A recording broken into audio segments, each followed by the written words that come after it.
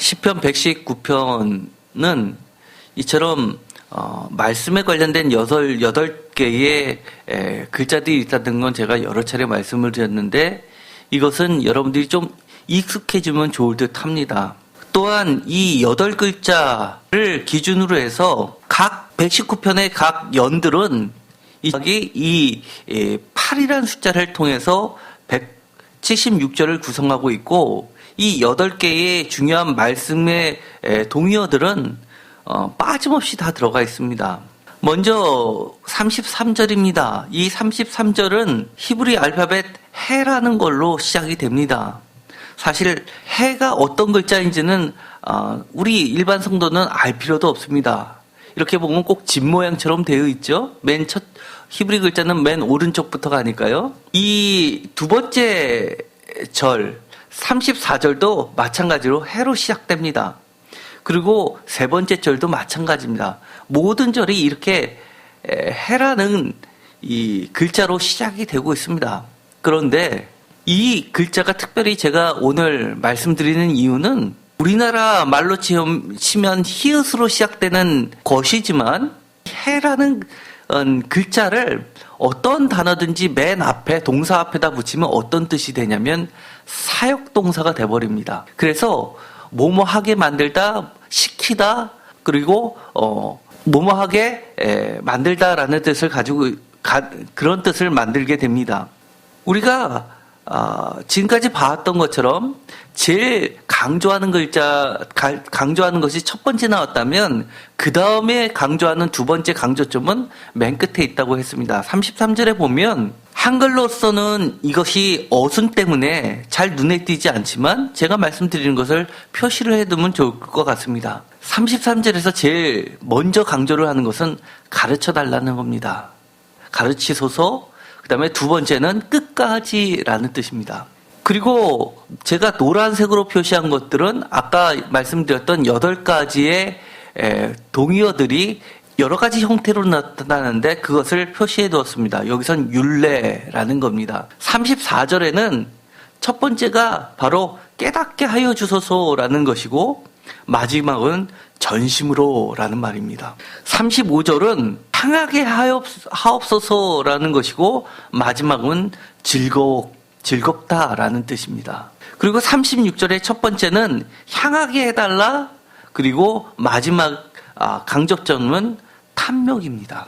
그 다음 37절도 보면 제일 첫 번째는 돌이키게 하다가 첫 번째 강조점이고 두 번째는 소생하게 하다입니다. 38절에서는 첫 번째 강조점은 세우소서, 두 번째는 경외하게 하는입니다. 39절에는 첫 번째가 떠나게 하소서, 두 번째는 선하심이 강조입니다. 그리고 40절에는 제일 첫 번째 해당하는 그 글자가 흰레인데 이것은 번역이 안 돼 있습니다. 좀 안타깝죠?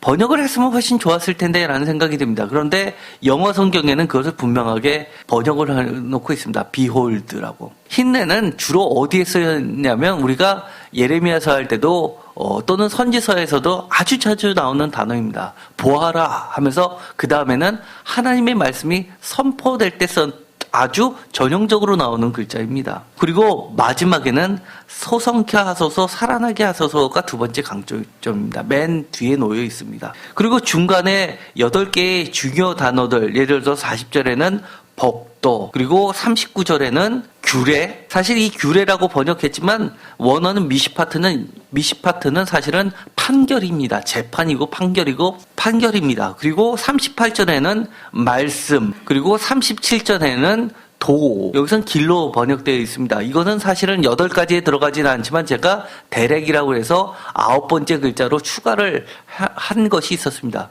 그런데도 불구하고 이 대렉은 8가지에 넣지 않은 이유는 이 본문에 보면 어떤 거는 하나님의 길도 있지만 악한 자의 길도 나오기 때문에 8가지에서는 빠지고 9개로 일부는 들어가고 안 들어가는 걸로 해서 포함을 시켰습니다. 그 다음에 36절에는 증거, 35절에는 계명, 34절에는 법, 이 법은 토라입니다. 그리고 33절에는 율례입니다. 율례의 도할 때 이 도도 대렉이 들어가서 율례들의 길로도 번역될 수 있는 겁니다. 그런데 제가 이렇게 장황하게 했었던 중요한 이야기가 있습니다. 바로 맨 처음에 나오는 것은 다 이 해로 시작되는데 이건 사역입니다. 그렇다는 이야기는 이 33절에서부터 40절까지 이 기도 속에는 시인이 무엇을 하나님께 제일 먼저 가장 중요하게 여기고 간구하고 있냐라는 것을 알 수 있다는 겁니다. 여러분들 혹시 오늘 교회를 나오면서 하나님께 기도 제목들을 다 갖고 오셨을 겁니다. 제일 첫 번째 기도 제목이 뭡니까? 여러 가지가 있겠죠.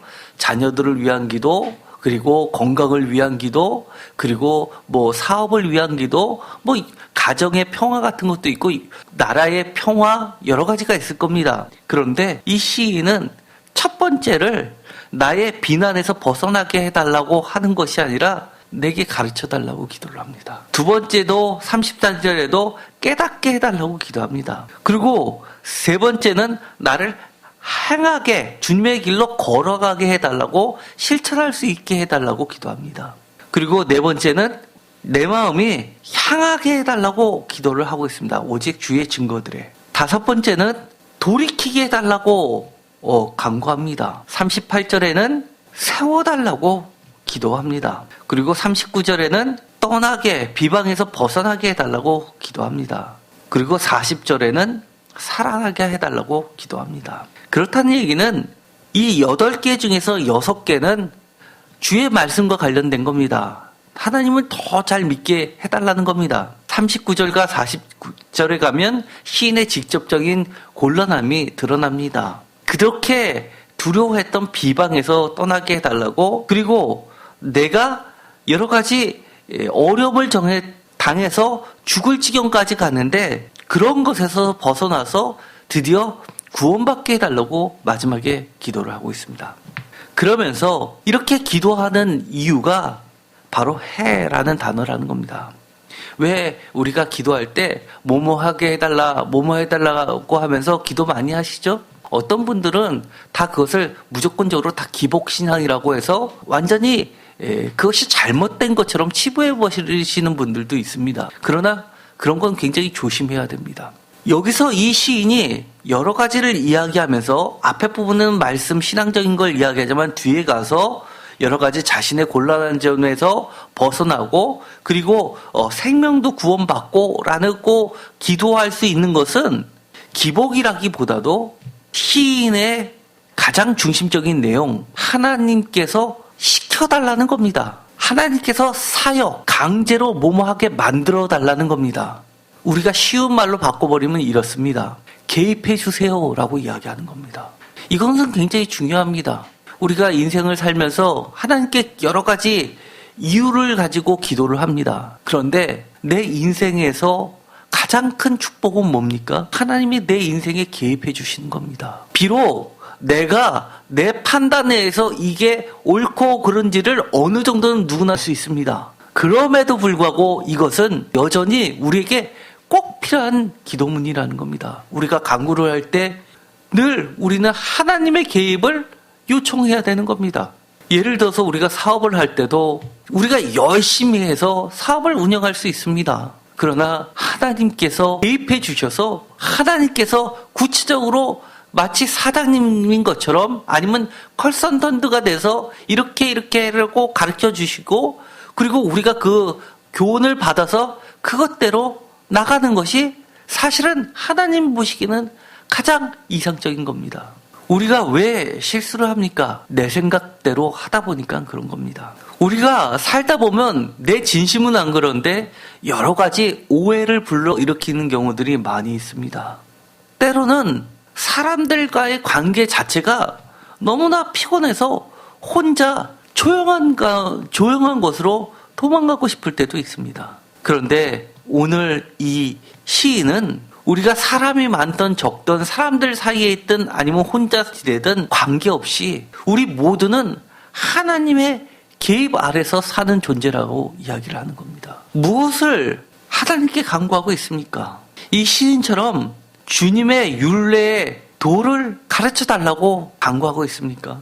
이 시인은 그 목적, 가르쳐달라고 하는 목적이 분명합니다. 33절을 다 같이 읽겠습니다.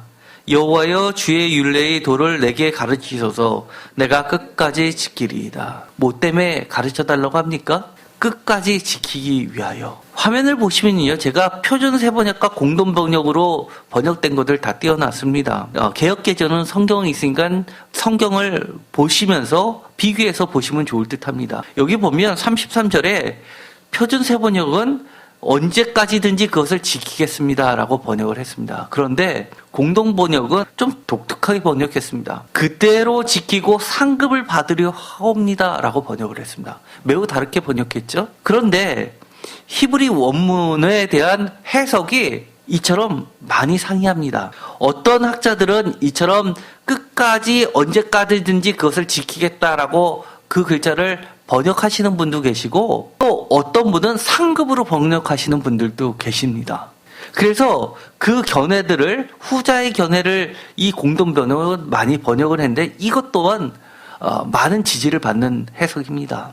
주님의 법도는 율례는 말씀은 때로는 우리는 불편한 것 같지만 사실은 그 안에 상급이 있습니다.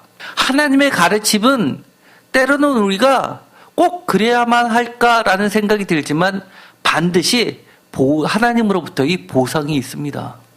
그렇기 때문에 우리는 그것을 간구해야만 됩니다. 34절입니다. 나로 하여금 깨닫게 하여 주소서 내가 주의 법을 준행하며 전심으로 지키리이다. 이 34절을 표준 세번역과 공동 번역으로 다 같이 한번 읽어보겠습니다. 나를 깨우쳐 주십시오. 내가 주의 법을 살펴보면서 온 마음을 기울여서 지키겠습니다. 당신 법을 깨우쳐 주시고 그 법 따라 살게 하소서 마음을 다 쏟아 지키리이다. 여기서 보면 조금 차이점이 있다면 개역개정은 깨닫게 하여 주소서 내가 주의 법을 준행하며 진심으로 지키리이다 라고 해서 깨닫게 하소서라는 것과 이 뒤에 준행하며 라는 것을 분리해서 이 준행은 지키는 것으로 들어가 있는 것처럼 번역을 해놓았습니다. 34절을 표준세 번역은 나를 깨우쳐 주십시오. 내가 주의 법을 살펴보면서 라고 하면서 온 마음을 기울여서 지키겠습니다. 지키겠습니다는 온 마음에 보다 가깝고 살펴보면서라는 것은 이 주의 법을 깨우쳐 주시면 그 깨우침을 깊이 살펴보겠다는 것으로 해서 이 앞에 부분과 연관을 조금 시키고 있습니다. 원문에서 이 깨우쳐 주십시오라는 그 뜻은 정확하게 이야기하면 1차적 의미는 discern, 영어로 하면 discern입니다. discern이 뭘까요? 이 원문은 여러 가지 뜻으로도 번역이 됩니다. 예를 들어서 깨우쳐 주십시오라고 했을 때처럼 teach도 되고 또는 understand도 됩니다.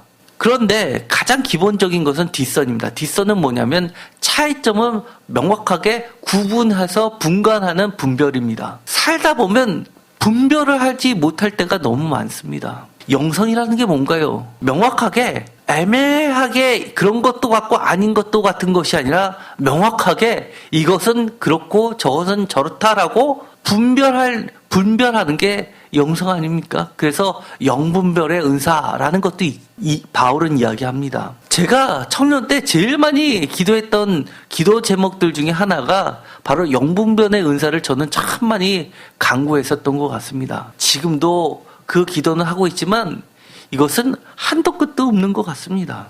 아는 것도 어렴풋다는 게 아니라 분명하게 알았으면 좋겠습니다. 그러면서 우리가 그 주님이 가르쳐 주신 것을 정말 대충이 아니라 온 마음을 기울여서 우리는 지킬 정도의 열정을 가지고 있어야 합니다. 그래서 공동번역에서는 마음을 다 쏟아 지키리이다 라고 번역을 합니다. 왜 그럴까요? 때로는 그것들이 쉽지 않기 때문입니다. 바로 36절에 보면 탐욕의 이야기가 나옵니다. 36절 개역개정을 먼저 읽어보도록 하겠습니다. 다 같이 읽겠습니다. 내 마음을 주의 증거들에게 향하게 하시고 탐욕으로 향하지 말게 하소서. 탐욕으로 치닫지 않게 해주십시오라고 표준세번역을 이야기합니다. 공동번역은 내 마음을 입속에 기울이지 않고라고 번역을 합니다. 탐욕으로 치닫지 않게 해달라는 방법은 이 표준세 번역은 주의 교훈에만 몰두하면 자연스럽게 탐욕으로 치닫지 않게 된다라고 이야기를 해주는 듯 합니다. 우리가 이 탐욕이라는 것, 원어를 보면 우리가 지금 생각하는 것과는 조금 범위가 넓습니다. 우리가 탐욕하면 어떨 때 탐욕이라고 이야기하죠? 정도를 지나친 욕심 같은 걸 우리가 흔히들 탐욕이라고 합니다. 영어로 하면 커비트 같은 겁니다. 그런데 이 히브리 언어에서 이 탐욕으로 번역된 이 단어는 여러 가지 뜻이 있는데, 첫 번째가 정직하지 못한 획득물을 탐욕으로 봅니다. 그래서 영어로 하면 dishonest gain입니다. 또 이 단어는 어떨 때 쓰이냐면은 강압적으로 빼앗은 물건들을 탐욕이라고 합니다. 힘 있는 자가 힘 없는 약자, 소위 말해서 갑이 을에게 자신의 지위를 이용해서 더 많은 이득을 취해가는 것을 탐욕이라고 합니다. 세 번째는 이 도덕의 문제가 아니라 법적인 문제까지 나가는 겁니다. 예를 들어서 일리걸, 불법적인 방법을 통해서 얻어지는 이익을 이야기합니다. 마지막 네 번째로는 이런 뜻도 있습니다. 여러분 깜짝 놀라실 겁니다. 프라핏, 이익입니다. 요즘에는 자본주의 시대가 되다 보니까 이 프라핏, 이익이 나는 거에 대해서 당연하게 사실 생각합니다. 모든 경제활동이 이익이 없으면 어떻게 경제활동이 활성화되겠습니까? 그런데 우리가 성경을 가만 보면 고대로 갈수록, 특별히 모세 시대에서부터 보면 율례들이 좀 바뀐 것들이 시대별로 달라지게 됩니다. 예를 들어서 모세 시대에는 이자를 받지 말라고 했습니다. 돈을 구워주면 이자를 받지 말라고 합니다. 나중에 되면 어떻게 바뀌냐면 신명기 시대, 요시야 시대에 가면 이자를 받는 것이 허용되는 예외 규정들이 나옵니다. 이방인들한테는 이자를 받을 수 있습니다. 그러나 형제들을 같은 동족들한테는 이자를 받지 말라고 합니다. 더 나아가서 그 이후 시대에는 어떤 말이 개입되기 시작하냐면 고리대금을 하지 말라라는 규정으로 바뀝니다. 이제는 형제들한테도 이자를 받는 것은 당연하고 고리대금만 아니면 된다는 겁니다. 그렇다는 이야기는 고리대금이 굉장히 많이 활성화됐다는 이야기를, 시대적 상황을 반영하고 있습니다. 그러면 탐욕은 고리대금만을 이야기할까요? 사실은 성서적 기준에 보면 그렇지 않을 때가 많습니다. 우리가 하나님의 복을 받은 사람은 다 잘 삽니까? 어떤 분들은 보면 스스로 정당하게 취할 수 있는 이득인데도 스스로 포기하는 사람들이 있습니다. 하나님의 정의와 공의를 생각해서 그렇습니다. 프라핏, 이득, 자유경쟁 상태에서 뭐가 나쁘겠습니까? 그러나 그것도 하나님의 기준에 봤을 때는 어느 정도 룰이 있다는 겁니다. 문제는 그것을 어디까지 지켜야 되냐는 겁니다. 사실 그런 경우도 많이 있죠. 우리가 가게를 차리고 사업을 하다 보면 사실 조금만 더 올리고 어떤 방법을 쓰면 금방 이득이 좋아지는 경우들이 많이 있습니다. 그러나 나 하나만 생각하지 말고 이것을 사가는 사람들의 입장에서도 그들의 형편도 살펴보면서 이득을 내라는 겁니다. 그렇기 때문에 이 탐욕은 여러 가지 것으로 해석될 수 있지만 가장 중심은 욕심입니다. 성경에 보면 이 욕심에 대해서 이야기해 주는 게 많이 있습니다. 심지어 사도 바울은 이렇게 이야기합니다. 디모데전서 6장 9절과 10절을 보면 부하려 하는 자들은 시험과 올무와 여러 가지 어리석고 해로운 욕심에 떨어지나니 곧 사람으로 파멸과 멸망에 빠지게 하는 것이라. 10절 돈을 사랑함이 일만하게 뿌리가 되나니 이것을 탐내는 자들은 미혹을 받아 믿음에서 떠나 많은 근심으로써 자기를 찔렀도다. 우리가 많이 듣던 말씀입니다. 이걸 보면 탐심이라는 것은 단순히 이런 여파가 문제가 아니라 내 자신이 믿음에서 떠나게 만드는 요소로 작용한다는 겁니다. 그러면 우리가 어떻게 해야 되냐라고 할 때 이렇게 가르쳐 줍니다. 그런 것보다는 11절 다 같이 읽겠습니다. 오직 너 하나님의 사람아 이것들을 피하고 의와 경건과 믿음과 사랑과 인내와 온유를 따르며 믿음의 선한 싸움을 싸우라. 영생을 취하라. 이를 위하여 내가 부르심을 받았고 많은 증인 앞에서 선한 증언을 하였도다. 아멘. 시편 119편 40절 한번 읽어볼까요? 내가 주의 법도를 사모하였사오니 주의 의로 나를 살아나게 하소서. 하나님의 말씀은 다 결론적으로 어디로 향하게 되어 있냐면 참된 생명으로 향하게끔 되어 있는 겁니다. 믿음을 이야기할 때 대표적인 게 로마서인데 사도 바울은 이 탐심을 모든 악의 근원으로 근본적인 거로 이야기합니다. 로마서 7장 7절에 보면 탐내지 말라. 탐심에 대해서 이야기하면서 이 탐심이 결국 우리를 죽게 한다라고 하면서 율법과 믿음을 이야기할 때, 칭의를 이야기할 때 이 가운데 연결고리가 바로 탐심이었습니다. 이 밖에도 예수님은 바리새인을 책망하실 때 탐욕과 악독이 가득했다라고 하면서 누가복음 11장 39절에 이야기합니다. 이 구절은 마태, 마가복음에 다 나와 있는 구절입니다. 로마서 1장 29절에 곧 모든 불의, 추악, 탐욕, 악의가 가득한 자요, 시기, 살인, 분쟁, 사기, 악독이 가득한 자요, 수근수근하는 자요. 여기서 또 마찬가지로 탐욕이 나옵니다. 고린도전서 5장 11절에도 마찬가지 탐욕이 나오는데 탐욕은 곧 무엇과도 이어지냐면 음행, 우상숭배까지도 가는 겁니다. 결국 우리가 신앙을 버리고 우상을 숭배하는 것은 결국은 내가 더 무엇인가 이 땅에서 이득을 내고 개인을 더 부풀리기 위해서인 겁니다. 고린도전서 6장 10절은 이거는 도적과 술 취한 자, 속여 뺏는 것과 같은 레벨에 두고 있습니다. 탐욕을 부리는 자. 그래서 에베소서 5장 3절에는 탐욕은 그 이름조차도 부르지 말라고 합니다. 음행, 온갖 더러운 것과 쌍벽을 이룹니다. 베드로후서 2장 14절에도 탐욕과 음심은 나란히 두고 있을 정도입니다. 탐심으로부터 우리 자신을 지키는 것이 사실은 우리가 신앙을 지키는 겁니다. 어떤 분들은 이렇게 생각하시는 분이 계실 겁니다. 나는 그렇게 탐심을 부려본 적이 없습니다. 그냥 남들이 생각하는 정도의 어느 정도 선에서 법적인 틀 안에서 지내왔을 뿐입니다. 그런데 이런 것도 조심해야 됩니다. 우리가 하지 않은 실수들입니다. 저도 전에 목회자가 되기 전에 성신도로 사업을 하면서 가능한 돈을 많이 벌어서 하나님 앞에 영광 돌리는 일에 많이 써야지라고 하면서 그러면서 돈을 더 많이 벌려고 애를 썼습니다. 우리가 많이 하는 실수는 이겁니다. 내가 돈을 많이 벌어서 그 돈을 가지고 하나님이 기뻐하시는 일, 예를 들어서 누가 보더라도 좋은 일입니다. 교회를 짓는다든가 성경언급을 한다든가 뭐 구제 사업을 펼친다든가 이런 것들을 많이 하는 것, 이것 자체가 그렇게 하나님이 기뻐하시는 것인지 아니면 그보다도 우리가 그런 일은 못하더라도 하나님의 말씀에 충실히 지키다 보니까 돈을 못 벌어서 그런 일을 하지 못하는 것을 더 좋아하시는지를 우리는 생각해 봐야 합니다. 우리가 최대로 벌어서 그걸 가지고 하려고 애쓰다 보면 사실은 우리가 선을 넘을 때가 많습니다. 그러나 그런 것들에 대해서 우리 자신을 정말 주의 깊게 뒷선, 분별하면서 하나님의 가르침을 들을 필요가 있습니다. 왜냐하면 35절에 보면 이렇게 되어 있습니다. 제가 표준세번역으로 읽어보겠습니다. 나를 지키셔서 주의 계명이 가리키는 길을 걷게 하여 주십시오. 내가 기쁨을 누릴 길은 이 길뿐입니다.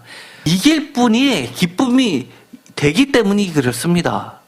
주의 계명이 가리키는 길로만 하는 사업, 그렇게 하는 여러 가지 이득, 이런 것에서만 우리가 그 이상 가지 않는 것, 어느 정도 멈출 수 있는 것 자체가 쉽지 않기 때문입니다. 37절에 보면 이 시인은 정말 멋진 말을 합니다. 내 눈을 돌이켜 헛하는 것을 보지 말게 하시고 주의 길에서 나를 살아나게 하소서. 살아나게 하다라는 말은 생명을 얻게 해달라는 말입니다. 우리의 눈이 어디를 고정하고 있느냐에 따라서 사실 그 결과가 달라집니다. 마치 운전대를 잡은 사람이 운전하다가 딴 데를 쳐다보면 차선이 이탈되는 것과 같습니다. 우리의 눈은 결코 헛된 것을 보지 않게 해달라고 기도하고 있습니다. 그런데 여기서도 중요한 이야기를 우리에게 알려줍니다. 신앙생활 잘하는 것도 내가 잘하는 게 아니라는 겁니다. 하나님이 잘하게 해주시도록 하나님이 개입해 주셔야 된다는 겁니다. 우리가 신앙생활 할 때 왜 이렇게 힘듭니까? 열심히 하려는데 왜 잘 안 됩니까? 그만큼 내 힘으로 신앙생활 하려고 하다 보니까 그런 겁니다. 내 생각 다 내려놓고 하나님한테 완전히 맡기고 정말 헛된 것을 바라지도 않고 오직 주의 말씀만을 쳐다보면서 그렇게 나간다면 하나님이 우리를 이 시인이 이야기한 것처럼 깨닫게도 해주시고 주의 길로도 걸어갈 수 있게끔 하나님이 해주시고 우리의 눈도 하나님의 증거들로만 향하게끔 해주신다는 겁니다. 그럴 때만이 우리가 신앙생활 할 때 기쁜 거 아닙니까? 신앙생활 할 때 많은 성도님들이 그런 얘기를 합니다. 아, 힘들어. 왜 이렇게 걸리적거리는 게 많어? 이것도 하지 말아야 되고 저것도 하지 말아야 되고 신앙생활 하다가 한번 스트레스 좀 풀어야지 그러면서 노래방 가시는 분이 있습니다. 신앙생활 자체가 너무나 힘겨운 어떤 의무감에 매달려서 가시는 분들이 있습니다. 그럴 때 오늘의 이 기도는 무엇보다도 도움이 됩니다. 하나님, 제게 가르쳐 주시고 저를 인도해 주시고 저를 하나님의 길로만 걸어가게 해 주십시오. 하나님께서 내 인생에, 내 삶에, 심지어 내 신앙에도 개입해 주십시오라고 간구하십시오. 38절의 공동번역은 이렇게 번역합니다. 당신을 경외하는 이들에게 주신 약속을 당신의 종에게 지켜주십시오. 이것만 보면 잘 모르시겠죠? 차이점을. 개역개정을 한번 읽어볼까요? 주를 경외하게 하는 주의 말씀을 주의 종에게 세우소서입니다. 오히려 이 개역개정이 잘 무슨 소리인지 잘 모르겠습니다. 주를 경외하게 하는 주의 말씀을 주의 종에게 세우소서. 공동번역은 이렇게 번역한 겁니다. 당신을 경외하는 이들에게 주신 약속을 당신의 종에게 지켜주십시오. 좀 이해가 되시나요? 우리가 하나님의 말씀을 읽으면서 내 삶과 하나님의 말씀에 괴리가 심하다고 생각하실수록 그 말씀은 하나님이 나에게 주신 약속이라고 믿으십시오. 그리고 믿음으로 받아들이고 그것을 내가 지키든 못 지키든 지키려고 전심으로 애를 한번 써보십시오. 그러면 그것은 하나님이 비록 우리가 지키려고 애쓰다가 못 지키는 한이 있더라도 하나님이 우리와 맺으신 주님을 경외하는 사람과 맺으신 약속이기 때문에 우리에게 반드시 그 약속을 지켜주신다는 겁니다. 하나님의 약속, 하나님의 말씀에는 생명이 있고 구원이 있습니다. 39절에 이렇게 이야기합니다. 떠나게 하소서를 표준세 번역은 건져주십시오라고 번역을 합니다. 왜냐하면 주님의 약속들은, 주님의 말씀들은 선하시기 때문에 나를 건져주실 수 있기 때문입니다. 그 비난은 정말 무서운 비난입니다. 공동번역은 이렇게까지 번역했습니다. 너무 멋지게 번역했습니다. 당신의 결정은 은혜로우시니 그 몸서리 치는 모욕에서 건져주십시오. 우리가 살면서 정말 몸서리 쳐지게 싫은 것들이 있습니까? 그러면 하나님께 간구하십시오. 사실은 우리가 정말 지긋지긋하고 몸서리 쳐지면 기도 잘할 것 같은데 너무 힘들면 사실 기도도 안 됩니다. 그럴 때는 주변에 주를 경외하는 사람들에게 기도 부탁을 하십시오. 그러면 함께 기도해 주면 됩니다. 하나님 개입해 주십시오. 하나님 역사해 주십시오. 하나님이여 사역 메이크해 주십시오. 결국 이 시인은 강하게 믿고 있는 것이 있습니다. 40절에 내가 주의 법도를 사모하였사오니 주의 의로 나를 살아나게 하소서. 내가 주의 법도를 사모합니다. 주의 의로 내게서 새 생명을 주십시오. 표준세 번역은 새 생명이라고 번역합니다. 정말 죽다 살아난 경험을 하게 된다는 겁니다. 이 주의 법도라는 것을 공동 번역은 주의 계명이라고 번역했고 주의 의를 정의를 세우시어 이 몸을 살려주십시오. 이렇게 번역을 했습니다. 법도는 원문은 피쿠투 계명입니다. 하나님이 명령하셨다는 겁니다. 하나님의 명령들을 내가 지키면 하나님께서 그 명령에 의해서 살려주신다는 겁니다. 우리가 전쟁터에서 지휘관의 명령을 안 지키면 어떻게 됩니까? 그건 죽음입니다. 적에 의해서 죽임을 당하는 것이 아니라 명령 불복적으로 장군에 의해서 죽임을 당합니다. 현대에도 그런 것이 있죠. 군사재판이라는 것이 있습니다. 명령불복종죄가 그만큼 큰 겁니다. 반대로 비록 잘못을 했더라도 명령을 따라 항한 것은 그 임무를 완수하지 못했다 하더라도 우리는 구원받을 수 있습니다. 공동번역은 당신의 계명을 나는 갈망하였사오니 정의를 세우시어 이 몸을 살려주십시오. 그것이 바로 하나님의 법칙 정의라고 이야기합니다. 제가 좀 많이 참고하는 책 중에 이런 책이 있습니다. 시편으로 기도하기라는 책이 있습니다. 이분은 어떻게 했냐면 시편의 각 말씀을 자기의 언어로 바꿔서 시편을 가지고 자기가 이렇게 기도하는 것을 적어서 발간을 했습니다. 그런데 이것을 참고해 보실 만합니다. 여러분 오늘 33절에서 40절까지 오늘 말씀을 보시면 집에 가서 다시 한번 읽어보시고 여러분의 언어로 여러분에 맞게 한번 여러분의 기도를 만들어 보십시오. 이분은 이렇게 만들었습니다. 오 여호와여 저를 가르쳐 주의 법들을 따르게 하시면 저는 항상